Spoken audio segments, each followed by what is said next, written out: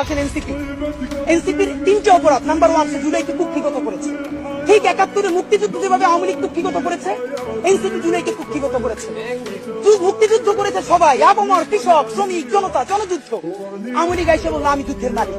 সাথে দিল্লি সংবিধান লিখে দিল দিল্লি, এখানে আর একটা বাকশাল কায়েম করে এটা আওয়ামী লীগের গণতন্ত্র তারা বানাই ফেলবে। জুলাইকে কুক্ষিগত তারা করেছে।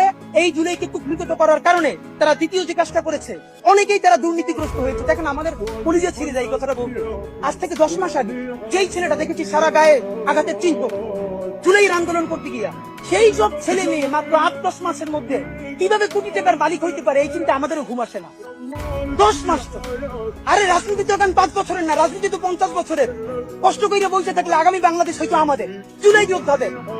এখন তারা যে দুর্নীতি করলো, তারা তো এই সরকার করে যাওয়ার সাথে সাথে কেউ যাবে দুবাই, যারা ফ্ল্যাট কিনছে, হাউজিং এর প্রজেক্ট করছে, ওখানে ব্যবসা কিনছে, কেউ যাবে বিদেশ, যারা মাস্টারমাইন্ড হয়েছে। এই লক্ষ লক্ষ জুলাই জনতা কোথায় যাবে? আমাদেরকে যে তোমরা এই জাহান্নামের মধ্যে ফেলাই দেবা, এর দায় কিন্তু ইতিহাসের কাছে দিতে হবে, আল্লাহর কাছে দিতে হবে।